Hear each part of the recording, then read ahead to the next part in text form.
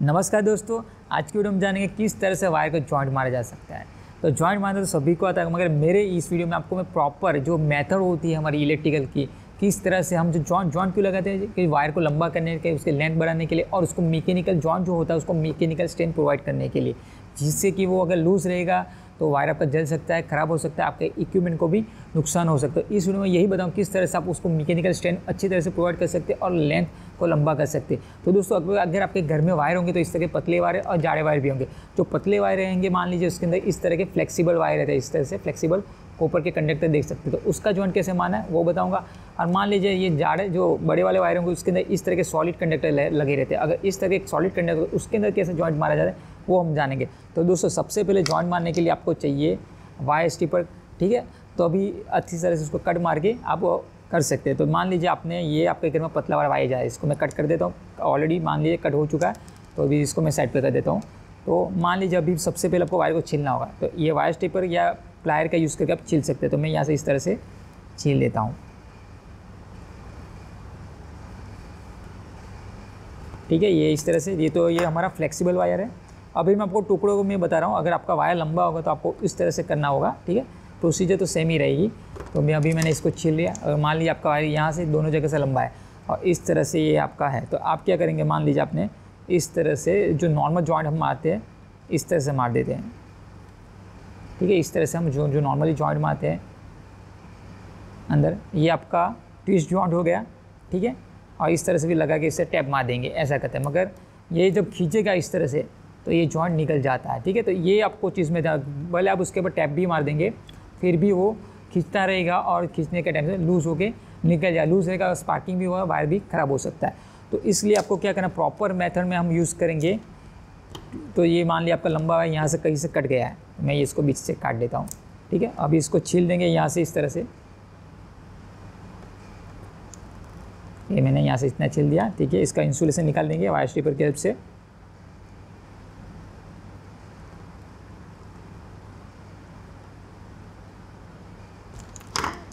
ठीक है। तो अभी यहाँ पे जो हमें जॉइंट मारना है, तो यहाँ पे इसको यहाँ से बीच से इस तरह से इसको हाफ़ कर देना, ठीक है। वायर इस तरह से जितने हो से उसको आपको इस तरह से हाफ़ कर देना है।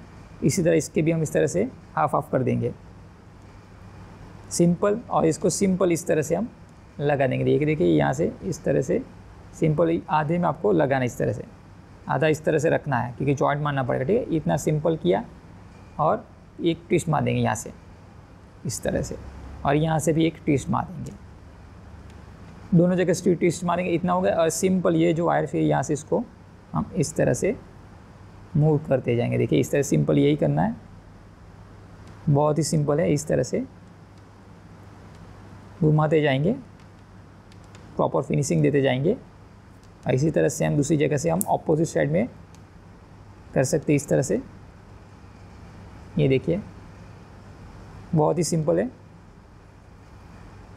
तो ये हमारा जॉइंट ठीक तरह से लग गया।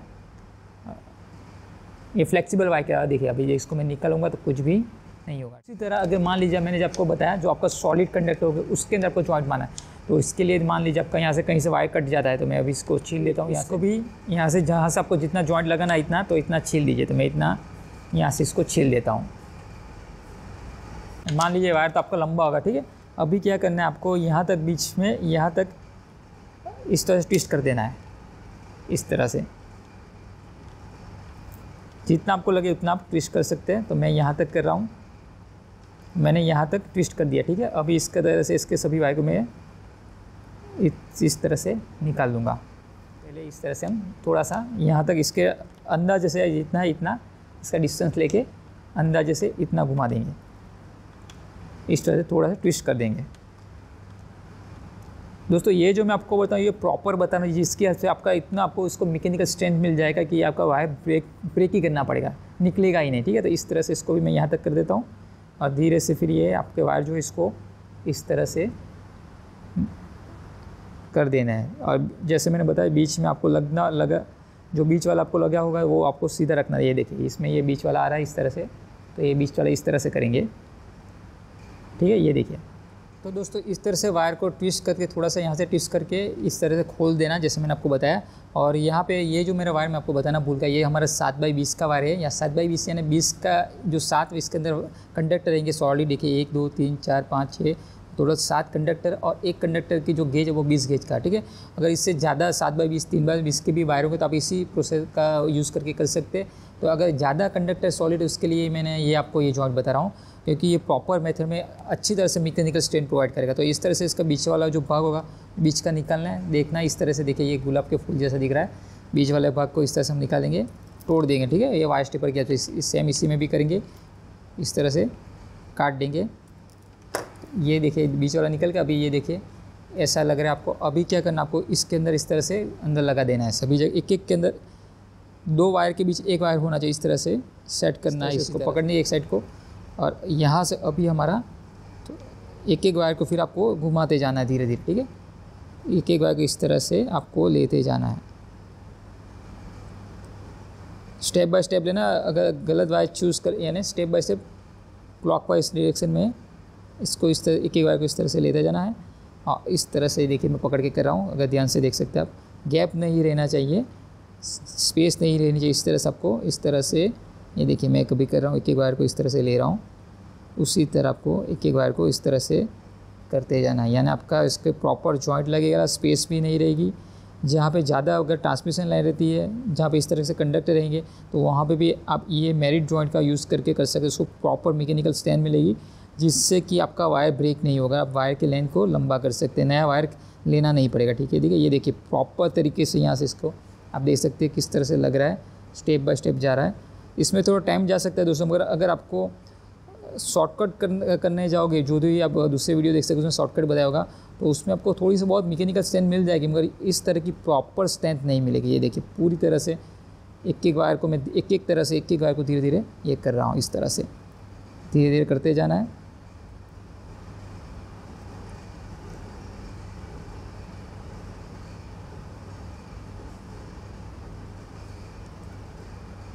तो ये हमारा प्रॉपर जॉइंट देख सकते हैं। ये इसको निकालने के लिए हम प्लाई का थोड़ा सा यूज़ करेंगे। ठीक है, तो ये से मैंने आपको सेम इसी तरह आपको ये दूसरी साइड भी जो है ये सब इसको इस तरह से ठीक तरह से कर देना है। पिटे जाओगे तो जो आपका जॉइंट बनेगा वो मैंने ऑलरेडी बना के रखा है, तो ये हमारा टाइम बच सके इसलिए। तो ये इस तरह से आपका जॉइंट कंप्लीट होगा। देखिए ये जो भी मैंने यहाँ पे फिनिशिंग काफ़ी अच्छा दिया है, यहाँ पे थोड़ा सा फिनिशिंग में है, मगर फिर भी इस तरह से आपका जॉइंट कंप्लीट होगा, ठीक है। ठीक है, इसको जितना भी आप खींचोगे, कुछ भी खींचोगे, ये टूटने वाले, इसको काटना ही पड़ेगा। इस तरह से हमने ये जॉइंट को किया है, ठीक है। तो इस तरह से आप मैरिज जॉइंट बना सकते हैं।